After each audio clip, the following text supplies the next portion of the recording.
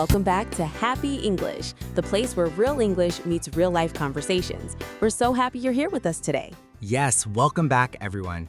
Today's episode is honestly one of my favorites because we're talking about something every person experiences, but not everyone knows how to express clearly: feelings. Exactly. And sometimes feelings are complicated. You know something hurts, something feels strange, or something is bothering you, but when you try to explain it in English, your brain suddenly disappears.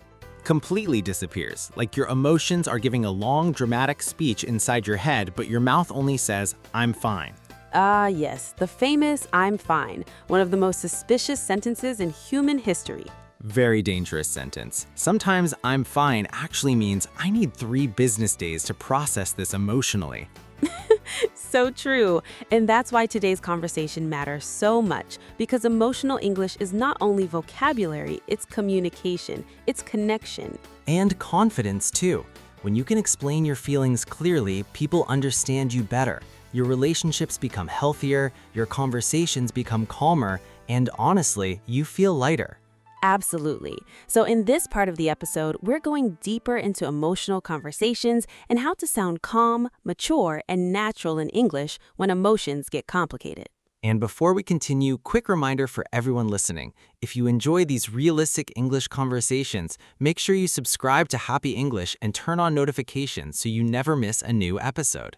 Yes, and if today's episode helps you learn useful English expressions, please leave a like because it really supports the channel and helps more English learners find our content. All right, let's continue. Tom, do you think people are afraid of talking about feelings because they don't know the vocabulary or because they're scared of being vulnerable?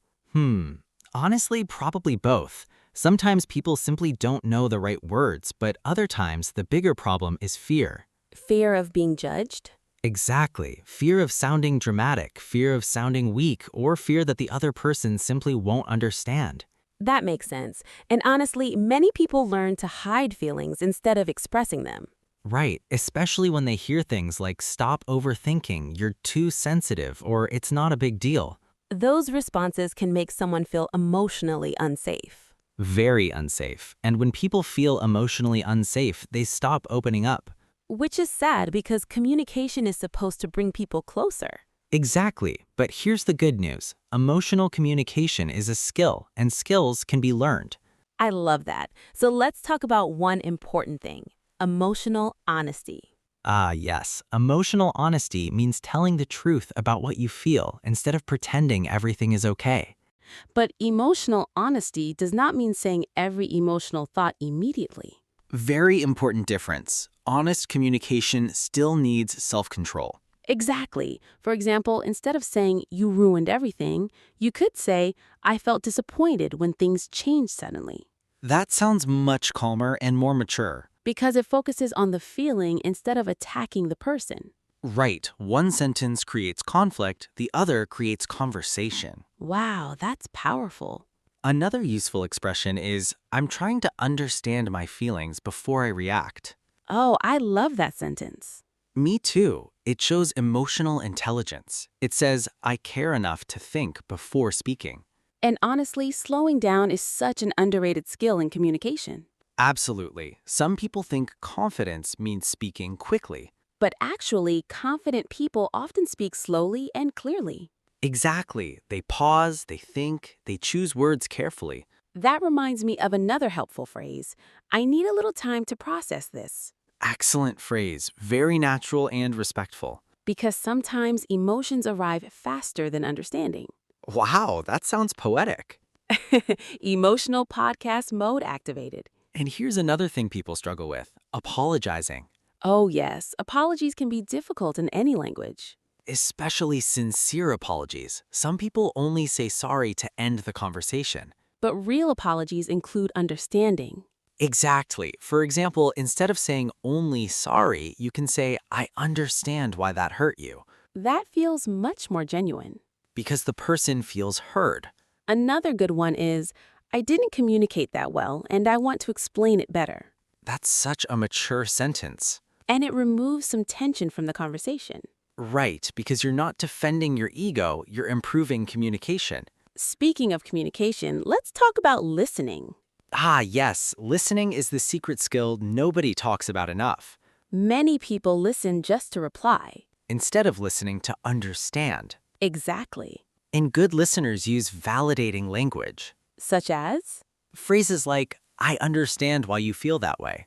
That sounds difficult. Thank you for telling me. That makes sense. Those phrases are simple but emotionally powerful. Very powerful. They help people feel safe. And emotional safety changes conversations completely. Definitely. When people feel safe, they become more honest, more open, and less defensive. You know what else matters? Tone. Oh, yes, tone changes everything. The exact same sentence can sound caring or aggressive depending on tone. For example, what happened can sound supportive or terrifying. Very true. So learners should practice calm tone, not only vocabulary. That's such good advice. And honestly, one of the best ways to improve emotional English is listening to natural conversations. Like this podcast. Exactly like this podcast. So if you're enjoying today's episode and learning useful real-life English, don't forget to subscribe to Happy English and support the channel with a like. Yes, your support helps us continue creating long, realistic English conversations for learners around the world. And tell us in the comments what English phrase helps you express your feelings best. We genuinely love reading your comments. Absolutely. Now, before we finish today's episode, let's share a few final powerful expressions listeners can use in emotional conversations. Great idea. Okay, first, I may not explain this perfectly, but I want to be honest. Beautiful sentence. Next, I'm still figuring out how I feel. Very natural and human. Another one, I don't want to argue, I want to understand each other. Oh, that one can calm a conversation immediately. Exactly. And here's one more. I appreciate you listening. Simple, respectful, and warm. Because appreciation matters. It really does. So today, remember this. You do not need perfect English to express real feelings. You just need honest words, calm communication, and enough courage to speak clearly. Little by little, your English becomes more natural. More confident? More like the real you. Thank you so much for spending time with us today here on Happy English. We truly appreciate every single listener around the world. And if this episode helped you, don't forget to subscribe to Happy English, like this video, and share it with another English learner who wants to speak more naturally and confidently. Keep practicing, keep learning, and keep giving your thoughts and feelings better English words. You know, Tom, I think one of the hardest emotional situations in life is when someone asks, "What's wrong?"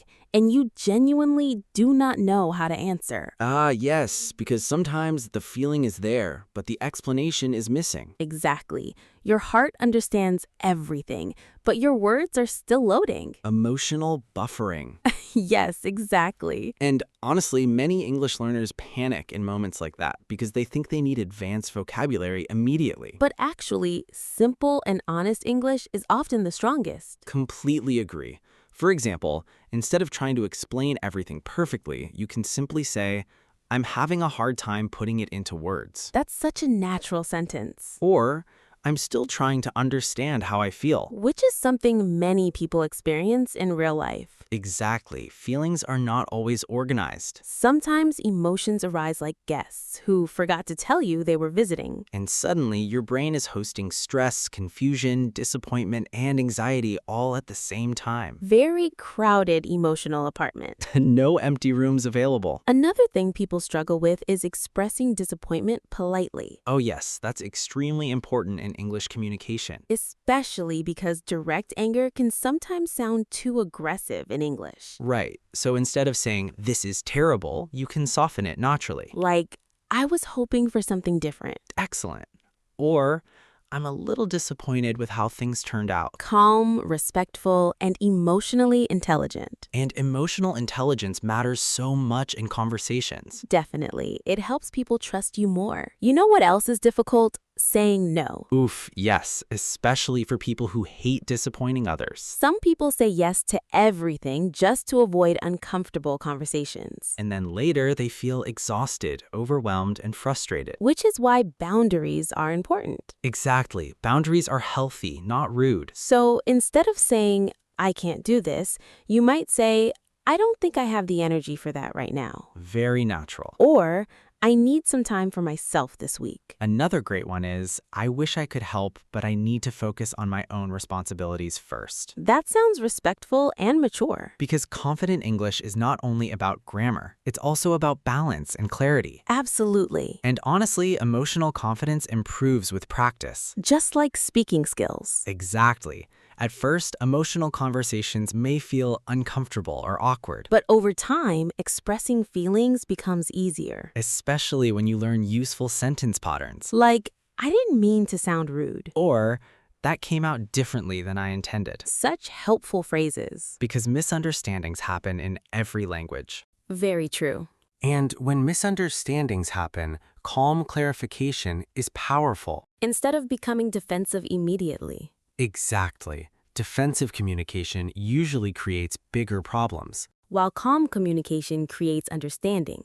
You know, Lila, another important emotional skill is admitting uncertainty. Oh yes. Many people think confidence means always sounding certain. But mature communication often sounds like, I'm not completely sure, but this is how I currently feel. That sentence feels very emotionally balanced. Because it allows honesty without pretending to know everything. And honestly, that kind of communication builds trust. Definitely. Let's talk about encouragement for a moment. I love this topic. Because supportive English is beautiful. It really is. Simple phrases can comfort someone deeply. Like, you're doing better than you think. Or it's okay to take things slowly. Another lovely one, you don't have to figure everything out today. Ah, that sentence feels peaceful. Because sometimes people put too much pressure on themselves. Especially language learners. Absolutely. Many learners become frustrated because they compare themselves to others.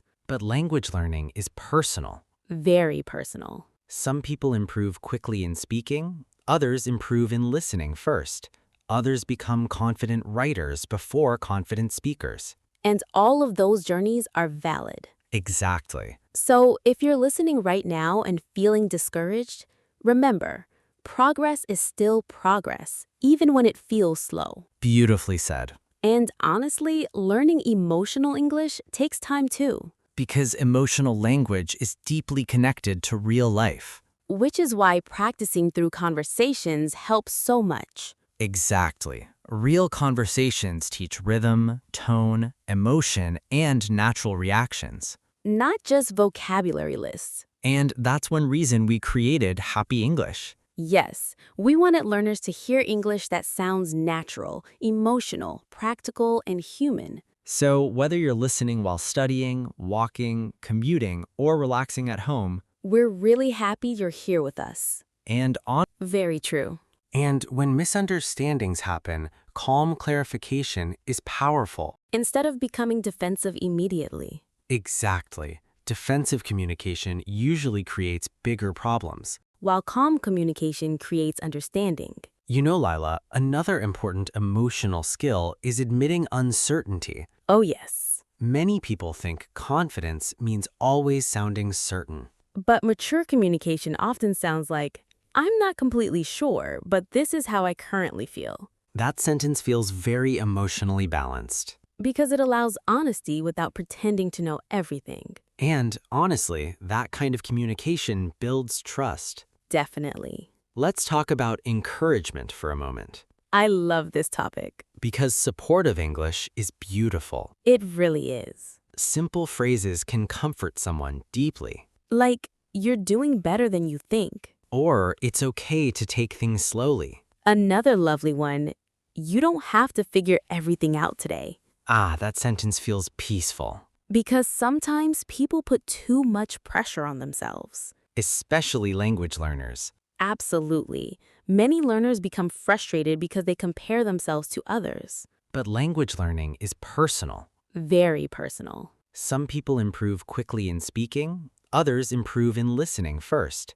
Others become confident writers before confident speakers. And all of those journeys are valid. Exactly. So, if you're listening right now and feeling discouraged, remember, progress is still progress, even when it feels slow. Beautifully said. And honestly, learning emotional English takes time too. Because emotional language is deeply connected to real life. Which is why practicing through conversations helps so much. Exactly. Real conversations teach rhythm, tone, emotion, and natural reactions. Not just vocabulary lists. And that's one reason we created Happy English. Yes, we wanted learners to hear English that sounds natural, emotional, practical, and human. So whether you're listening while studying, walking, commuting, or relaxing at home, We're really happy you're here with us. and honestly, your consistency matters. Every episode you listen to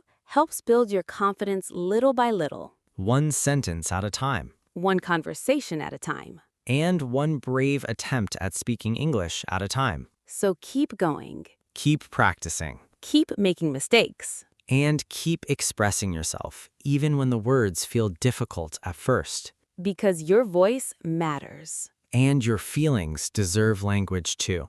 You know, Tom, I think one of the most beautiful things about language learning is the moment when you finally explain a feeling correctly for the first time. Yes, that moment feels amazing. Because suddenly people understand the real you. Exactly. Not just your grammar, your personality too. And honestly, personality is such a huge part of communication. Definitely. Some learners are funny in their native language but become extremely quiet in English. Oh, that happens all the time. Because translating humor, emotions, sarcasm, or deep thoughts takes confidence. But little by little, that confidence grows. Yes, one day you realize you are no longer translating every sentence in your head. You simply speak, Naturally, calmly. more comfortably. And honestly, that process is worth celebrating. Absolutely. Many learners focus only on fluency. But emotional fluency matters too.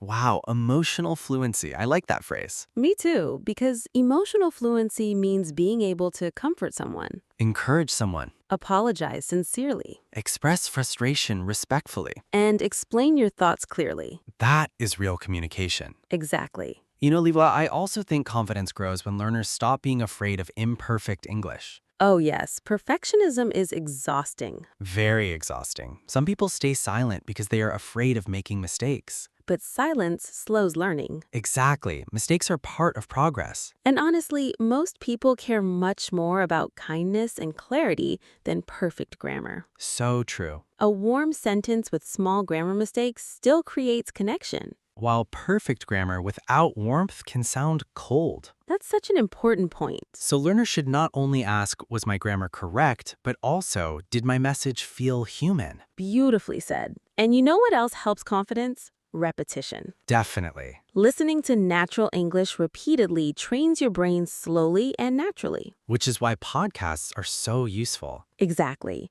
You hear pronunciation, emotional tone, natural rhythm, sentence structure, and real reactions all together. Much more natural than memorizing random vocabulary lists. Absolutely. And speaking of practice, here's a challenge for everyone listening today. Ooh, I like challenges. Tonight, try expressing one honest feeling in English. Even a simple one. Yes, maybe I felt nervous today. Or, I felt proud of myself. Or I've been feeling emotionally tired lately. Simple emotional honesty is powerful practice. And the more you practice emotional English, the more natural it becomes. Exactly. Before we finish today's episode, let's leave our listeners with one final reminder. Your English journey does not need to look perfect. It only needs to keep moving forward. Some days will feel smooth and confident. Other days may feel frustrating and slow. But every conversation teaches you something. Every mistake teaches you something. And every moment you choose to continue practicing matters.